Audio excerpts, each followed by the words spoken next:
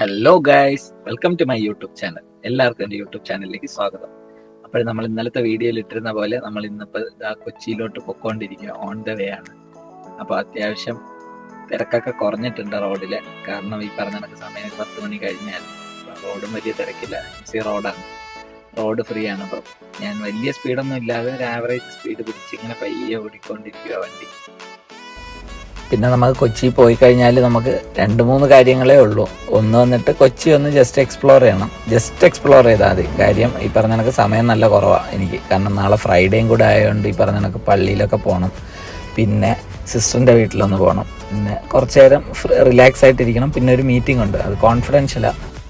ഞാൻ പൊതുവേ ഡ്രൈവ് ചെയ്യുന്ന സമയത്ത് ഒറ്റ ത്രൂ ആയിട്ടാണ് ഡ്രൈവ് ചെയ്യുന്നത്. എവിടെയെങ്കിലും ഒരു ലൊക്കേഷൻ നമുക്ക് ഫിക്സ് ഉണ്ടെങ്കിൽ ആ ലൊക്കേഷൻ എത്തുന്നവരെയും ഡ്രൈവ് ചെയ്യും. ഇടയ്ക്ക് വെച്ച് നിർത്തി 1-2 മണിക്കൂർ ഉറങ്ങി അങ്ങനെയല്ല. പൊതുവെ എൻ്റെ ഡ്രൈവിംഗ് രീതി എന്ന് പറഞ്ഞാൽ തിരിച്ചാണ്. ഒരു ഫ്രീക്വൻറ്റ് ഡ്രൈവാണ്. ഇപ്പോൾ ഒരു 600 കിലോമീറ്റർ 500 കിലോമീറ്റർ ഡ്രൈവ് ആണെങ്കിൽ 500 കിലോമീറ്ററും ഡ്രൈവ് ആയിരിക്കും. പിന്നെ ഇതിനിടയിൽ ഏതെങ്കിലും ഒരു ചായ എല്ലാം കുടിച്ചാലായി, അത്രയേ ഉള്ളൂ. നമ്മളിങ്ങനെ ഓടിക്കൊണ്ടിരിക്കുന്ന അത്യാവശ്യം മഴ തുടങ്ങിയായിരുന്നു. ചെറിയ മഴ ചാറുന്നുണ്ട്. പിന്നെ ഏറ്റുമാനൂർ എത്തിക്കഴിഞ്ഞാൽ എനിക്ക് ഒരു ചായയുടെ സ്പോട്ട് അറിയാമെന്നല്ല, അവിടുത്തെ ചായ എനിക്ക് അത്യാവശ്യം നല്ല ഇഷ്ടമാണ്. ഞാൻ ഒരിക്കൽ വന്നപ്പോൾ ഇങ്ങനെ ചായ കുടിച്ചു അവിടെ നിന്ന്. അപ്പം നല്ല ചായയാണ്, അടിപൊളി ചായ. അപ്പോൾ അവിടെ പക്ഷേ മഴയായതുകൊണ്ട് ഇനി ഇറങ്ങാൻ പറ്റുമോ ഇല്ലയോ എന്ന് അറിയത്തില്ല. എന്നാലും ഫ്രീക്വൻറ്റ് ഇങ്ങനെ ഓടിക്കൊണ്ടിരിക്കുക. ഞാനിപ്പോൾ പൊതുവേ നമ്മളൊരു 3-3.5 മണിക്കൂർ കൊണ്ട് നൈറ്റ് കൊച്ചി ഓടിയെത്തും. പക്ഷേ ഇന്ന് ഞാൻ മഴയും കാര്യം ആയതുകൊണ്ടും പിന്നെ ഓവർ സ്പീഡോ കാര്യങ്ങളോ അങ്ങനെ ഇല്ല. ത്രൂ ഡ്രൈവ് ആണെങ്കിലും നല്ല സ്പീഡ് കുറച്ച 60, 50, 40 ആ ഒരു റേഞ്ച് പിടിച്ചാൽ പയ്യെ ഓടിക്കൊണ്ടിരിക്കുന്നു. പിന്നെ മഴ ഓരോയിടത്തെത്തുമ്പോഴും കൂടുന്നുണ്ട് കുറയുന്നുണ്ട്. പിന്നെ ഓരോ സ്ഥലങ്ങൾ കഴിയുമ്പോഴും ഈ പറഞ്ഞ കണക്ക് സ്ട്രീറ്റ് ലൈറ്റിൻ്റെ അളവ് കുറഞ്ഞു വരിക. മിക്കയിടത്തും MC റോഡിൽ സ്ട്രീറ്റ് ലൈറ്റ് ഉണ്ട്. എന്നാൽ പോലും വൈക്കം ഭാഗത്തൊക്കെ എത്തിക്കഴിഞ്ഞാൽ പിന്നെ സ്ട്രീറ്റ് ലൈറ്റൊക്കെ കുറവാണ്, ഭയങ്കര കുറവാണ്. നമ്മൾ ഉദ്ദേശിക്കുന്ന പോലെയല്ല, നല്ല ഇരുട്ടാണ്, ആളും ഇല്ല. നൈറ്റും കൂടെ അല്ലേ, ആളും ഇല്ല, ലൈറ്റും ഇല്ല, ഒന്നുമില്ല. ഞാൻ മാത്രമേ ഉണ്ടായിരുന്നു വണ്ടിയിൽ. വണ്ടിയിലും ഞാനേ ഉള്ളൂ, റോഡിലും ഞാനേ ഉള്ളൂ. അങ്ങനെയാണ്. പിന്നെ അത്യാവശ്യം നല്ല ലേറ്റായി. ഇപ്പോൾ തന്നെ ലേറ്റ് നൈറ്റായി, 12 മണി കഴിഞ്ഞു. ഇനിയിപ്പം എത്രയും പെട്ടെന്ന് ഓടിയെത്തണം. ക്ഷീണമൊന്നും ആയില്ല, കാരണം 12 മണിയല്ലേ ആയിട്ടുള്ളൂ. ഉറക്ക ക്ഷീണമൊന്നും ഇല്ലെങ്കിൽ നൈറ്റ് ഡ്രൈവ് ചെയ്യാനാണ് സുഖം. പെട്ടെന്ന് എത്തുകയും ചെയ്യും. ഈ പറഞ്ഞ കണക്ക് തിരക്ക് കുറവായതുകൊണ്ട് പെട്ടെന്ന് നമ്മൾ സ്ഥലത്ത് എത്തുകയും ചെയ്യും. പിന്നെ ഇത് ഡ്രൈവ് ചെയ്യാനും കംഫർട്ടാണ്. പക്ഷെ ഉറക്കക്ഷീണം നമുക്കും ഉണ്ട് എങ്കിൽ എതിരെ വരുന്ന ഒരാൾക്കും കൂടെ ഉണ്ടെങ്കിൽ ആക്സിഡൻ്റ് ഒക്കെ ആവാനായിട്ട് നൈറ്റാണ് ഏറ്റവും ബുദ്ധിമുട്ട്. കാരണം ഈ ബ്രൈറ്റ് അടിക്കുന്നതാണ് ഏറ്റവും വലിയ പാട്. ബ്രൈറ്റ് ലൈറ്റ് ഭയങ്കര ബുദ്ധിമുട്ടാണ്. നമ്മൾ ചില സമയത്ത് നമ്മുടെ ഗ്ലാസ് ക്ലിയർ ഗ്ലാസ് ആയതുകൊണ്ട് ഈ പറഞ്ഞ കണക്ക് അടിക്കുന്ന ബ്രൈറ്റ് ലൈറ്റ് നമ്മുടെ കണ്ണിലിരിക്കും.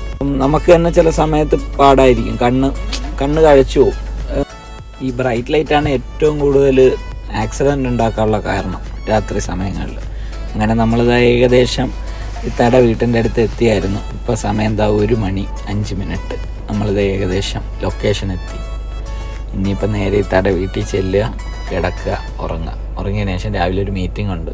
മീറ്റിങ്ങിന് കൂടിയതിന് ശേഷം പിന്നെ പിള്ളേരോടെ തന്നെ വീട്ടിൽ ഇരിക്കണമെന്നാണ് ആഗ്രഹം. പിന്നെ ജസ്റ്റ് ഒരു ഔട്ടിംഗ് ആയിട്ട് പോകണം തിരിച്ച് ട്രിവാൻഡ്രം, അതാണ് മെയിൻ. അങ്ങനെ രാവിലെയായി. ഈ പറഞ്ഞ കണക്ക് മീറ്റിങ്ങിനൊക്കെ പോയിട്ട് തിരിച്ച് വീട്ടിലോട്ട് പോകണം. വീട്ടിൽ പോയപ്പം ഫുഡ് പ്രിപ്പയർ ചെയ്തുകൊണ്ടിരിക്കുക. അപ്പം ഞാൻ പറഞ്ഞു ഞാനും കൂടെ നിന്ന് ഹെൽപ്പ് ചെയ്യാമെന്ന് പറഞ്ഞു. അപ്പോഴേക്കും ഇത്താടെ മോള് എത്തി. ഇത്താടെ മോള് വന്ന് നോക്കുക എന്തോ മാമൻ ചെയ്യുന്നതെന്ന്. അപ്പോഴത്തേക്ക് ഞാൻ പറഞ്ഞു നെയ്ച്ചോറ്. അങ്ങനെ നെയ്ച്ചോറും വെച്ച് കഴിഞ്ഞിട്ട് ഞാൻ ഒന്ന് പള്ളിയിലോട്ട് പോകാൻ വേണ്ടി ഇറങ്ങി. പള്ളിയിൽ കയറി നിസ്കരിച്ച് കഴിഞ്ഞിട്ട് ഇനിയിപ്പോൾ ഒന്ന് ഇക്കാടെ ജിമ്മിലോട്ടൊന്ന് പോകണം. ഇക്കാടെ ജിമ്മ് ഒന്ന് കണ്ട്. ജിമ്മ് വരുന്നത് പനമ്പള്ളി നാറിലാണ്. ഇത് ജിമ്മ് മാത്രമല്ല, ഒരു ഹബ്ബാണ്. Physio, doctor consultation, dietician, gym, അങ്ങനെ ഫുള്ളായിട്ടൊരു ഹബ്ബാണ്. ഒരു മനുഷ്യന് എന്തൊക്കെ ബോഡിയിൽ ആവശ്യമുണ്ടോ ആ കാര്യങ്ങളെല്ലാം ഇതിനകത്ത് ഇവർ ചെയ്ത് മൊത്തത്തിൽ പ്രിപ്പയർ ചെയ്തൊരു ചാർട്ട് പ്രിപ്പയർ ചെയ്ത് ഫുള്ളായിട്ട് കൊടുക്കും. ഇതൊരു 4 നിലയായിട്ടാണ് വരുന്നത്.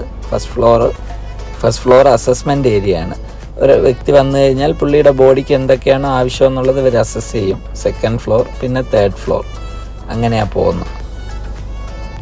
ഇതവരുടെ അസസ്മെൻ്റ് റൂമാണ്.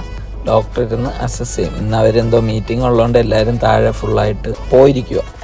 ഇവിടെ നിന്ന് നമ്മൾ അടുത്ത 2nd ഫ്ലോറിലോട്ട് പോയി. അവിടെ ചെന്ന് കഴിഞ്ഞപ്പോൾ അവിടെ വർക്കൗട്ട് മെഷീൻസും കാര്യങ്ങളും. ഈ മെഷീൻസിൻ്റെ ഒന്നും പേരൊന്നും എനിക്ക് വലിയ പിടുത്തമില്ല, കാരണം ഞാനൊരു ജിമ്മനല്ല. നമുക്കിനി എത്രയും പെട്ടെന്ന് നമുക്ക് അടുത്ത ഫ്ലോറിലോട്ട് പോവാം. അങ്ങനെ അടുത്ത ഫ്ലോറിലോട്ട് എത്തി. ഇവിടെ ഇച്ചിരി കൂടെ വെയിറ്റ് കൂടിയ ഐറ്റംസാണ് ഇവിടെ ഉള്ളത്. ഡംബൽസും കാര്യങ്ങളും ബോൾസും ഇതൊക്കെയാണ്. കുറച്ചും കൂടെ പവറായിട്ട് വർക്കൗട്ട് ചെയ്യുന്ന ആൾക്കാരാണെന്ന് തോന്നുന്നു ഇവിടെ ഈ ഏരിയയിലോട്ട് കിടക്കുന്നത്. നമ്മളൊന്നും ഈ ഏരിയയിലോട്ട് എത്താറായില്ല ഞാൻ, കാരണം ഇതേ ഒരു ജിമ്മ് നടന്നു പോകുന്നു. പുള്ളിയായിട്ടൊരു മൽപ്പിടുത്തത്തിന് പോകണ്ടേന്ന് തന്നെ ഞാൻ ഒരു ആലോചനയിലായിരുന്നു. വേണ്ട എന്ന് വിചാരിച്ച് നേരെ താഴെ വന്ന് ചുമ്മാ താഴത്തെ ഒരു വ്യൂ ഒക്കെ ഒന്ന് കണ്ടു. അങ്ങനെ ഇനിയിപ്പം ഞാനിതാ ഇവിടെ നിന്ന് ഇറങ്ങി നേരെ അങ്ങ് തരടുത്തോട്ട് പോവുക. അപ്പോൾ പോകുന്ന വഴിക്ക് ചുമ്മാ ഒന്ന് MG റോഡൊന്ന് കയറി അതുവഴി ഒരു വാക്കിംഗ് എല്ലാം നടത്തിയിട്ട് പോകാമെന്ന് മനസ്സുകൊണ്ട് വിചാരിച്ചു. അങ്ങനെ ഞാൻ വണ്ടി എടുത്ത് ഇവിടെ നിന്ന് ഇറങ്ങി ചുമ്മാ ഒന്ന് MG റോഡിൽ കൂടെ ഒന്ന് നടക്കാമെന്ന് വിചാരിച്ചു. എന്തായാലും കൊച്ചിയിൽ വന്നതല്ലേ, ഒരു വാക്കിംഗ് എല്ലാം ആയിട്ട് പോവാം. കാരണം ഒരു റിലാക്സ് ആവുമല്ലോ നടക്കുകയെല്ലാം ചെയ്യുമ്പോൾ. എപ്പോഴും നമ്മൾ ഈ പറഞ്ഞ കാറിലല്ലേ സഞ്ചരിക്കുന്ന.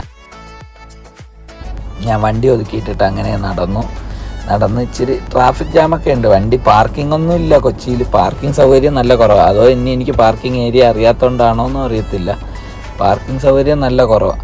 പിന്നെ അവിടെ നിന്ന് ഇങ്ങനെ നടന്ന് ഒരു ഷോപ്പിൽ കയറി ഒരു വെള്ളം മേടിച്ച് കുടിച്ചതിന് ശേഷം പിന്നെയും ഞാൻ തിരിച്ചെൻ്റെ കാറിൻ്റെ അടുത്തോട്ട് വന്നു.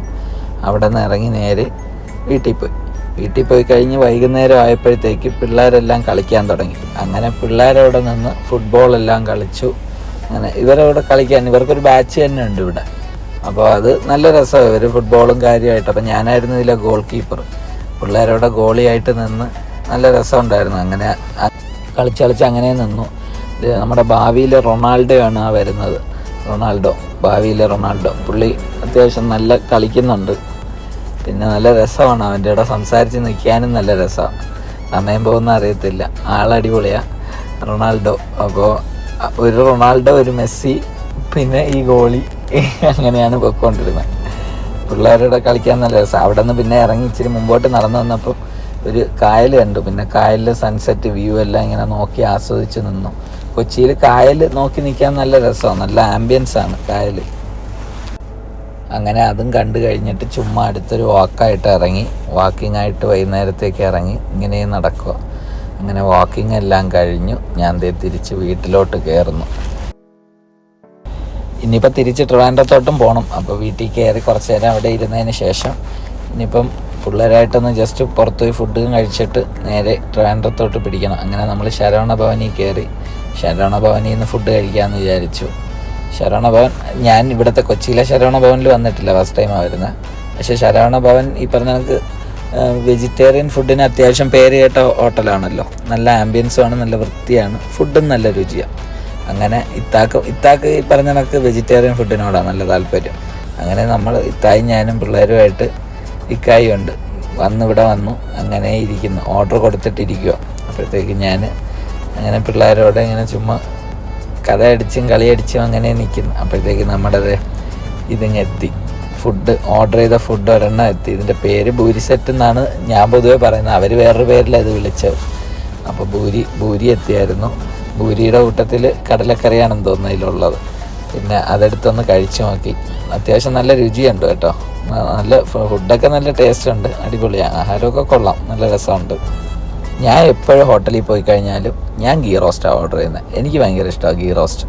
വെജിറ്റേറിയനിൽ ഗീ റോസ്റ്റാണ് എനിക്ക് ഫേവറേറ്റ്. അപ്പോൾ ഗീ റോസ്റ്റ് ഓർഡർ ചെയ്തു. ഗീ റോസ്റ്റ് വന്നു.